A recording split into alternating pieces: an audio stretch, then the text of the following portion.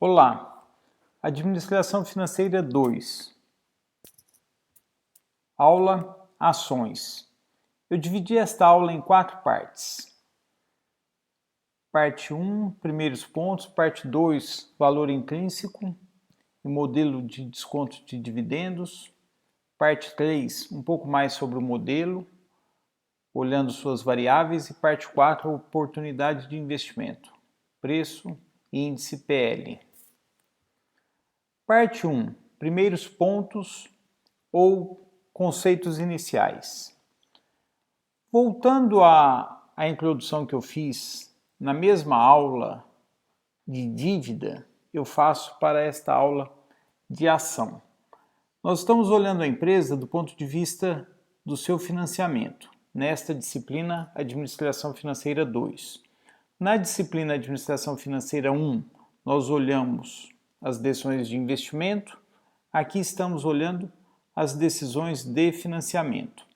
Assim como há uma relação com os investidores para os títulos de renda fixa, ou seja, uma obrigação, uma dívida é um título de renda fixa para o investidor, aqui nesta aula que nós damos foco para ações, uma ação é um instrumento de financiamento da empresa, financiamento via capital próprio, e é um título de renda variável para o investidor.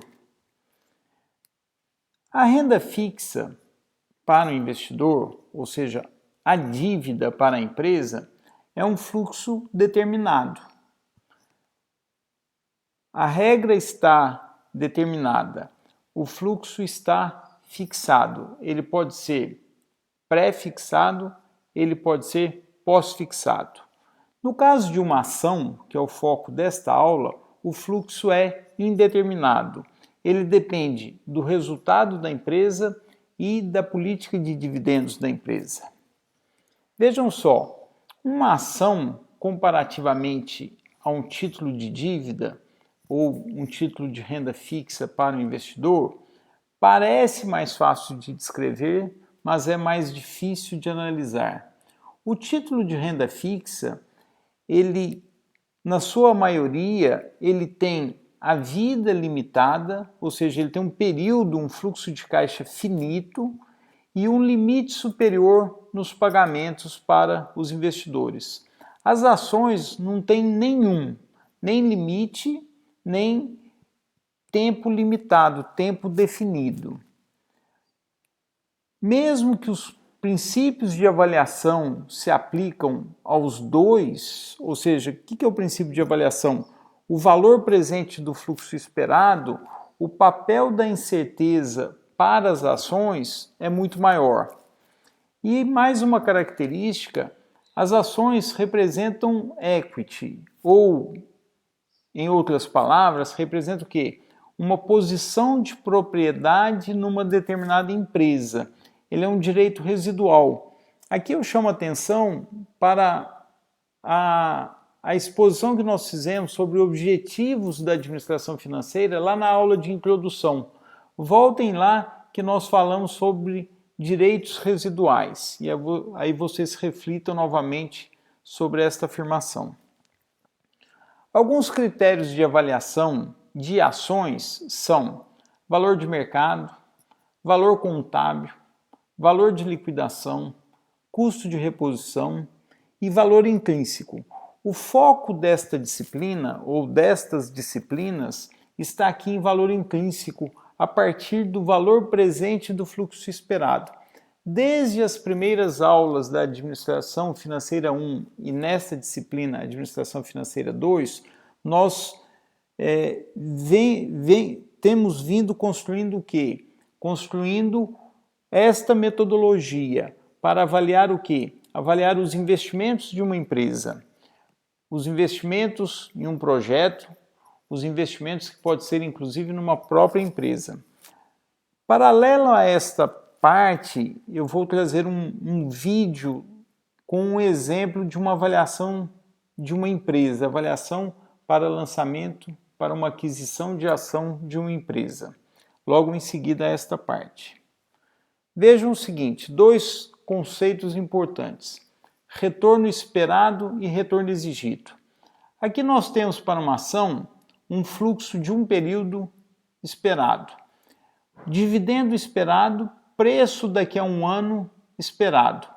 O retorno esperado, se eu tenho um dividendo esperado, se eu tenho um preço esperado, eu tenho que, comparando isto com o preço corrente, eu tenho o retorno esperado. Olha, há um ganho de capital aqui, mais o dividendo esperado. A soma destes dois elementos, dividendo esperado mais ganho de capital, em relação ao preço, dá o quê? Dá o retorno esperado. Se o preço da ação estiver bem determinado ou próximo ao que seria correto, o título deve oferecer o quê? Ou o título está oferecendo ao investidor um retorno razoável, que deve ser próximo ao quê? Ao retorno requerido ou retorno exigido. O retorno exigido é o quê? É o retorno que o investidor exigiria de qualquer investimento com risco equivalente. Vejam aqui o conceito de custo de oportunidade que nós destacamos também na aula de introdução. Voltem àquela nossa figura básica, vejam que nós expusemos lá sobre custo de oportunidade e releiam esta afirmação.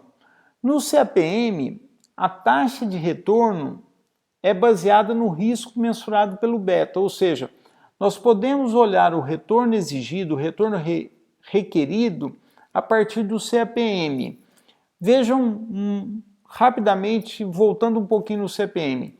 No CAPM, o retorno esperado, que nós vamos ler aqui como retorno exigido, aquilo que eu espero, aquilo que eu gostaria de ter, aquilo que eu exigiria para um investimento, este retorno é função do quê? É função do beta, uma medida de risco sistemático.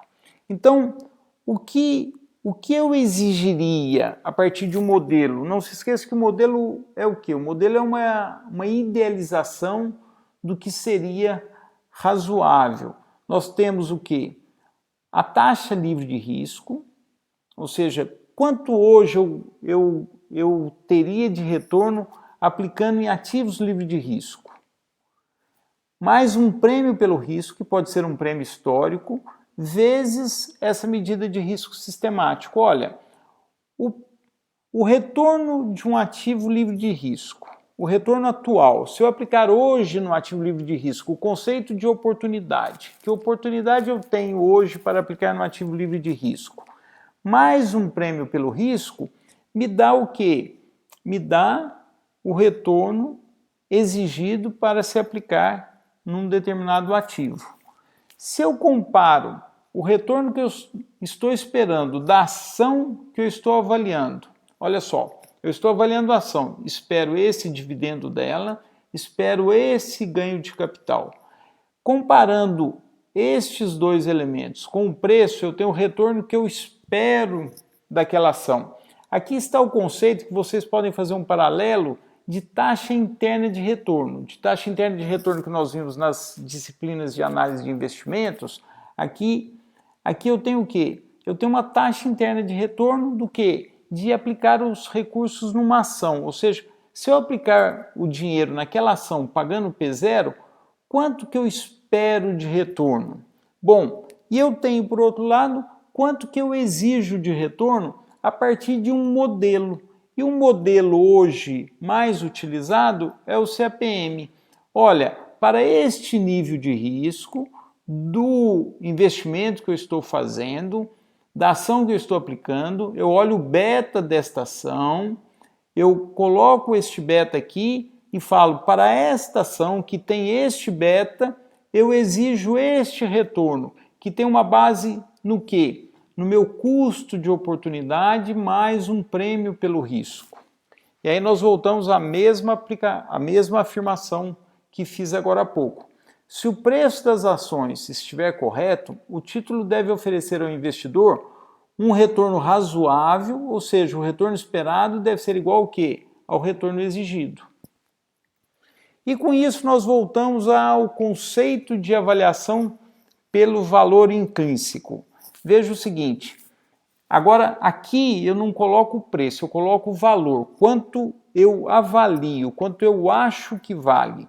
Eu tenho uma projeção dos dividendos, eu tenho uma projeção do preço.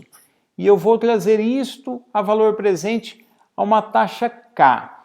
O que é essa taxa K? É a taxa de desconto apropriada para o risco, que pode ser o retorno requerido a partir do CPM. Ou seja, nós vamos colocar aqui o retorno exigido. E o CPM serve como modelo para quê? Para fornecer este retorno exigido.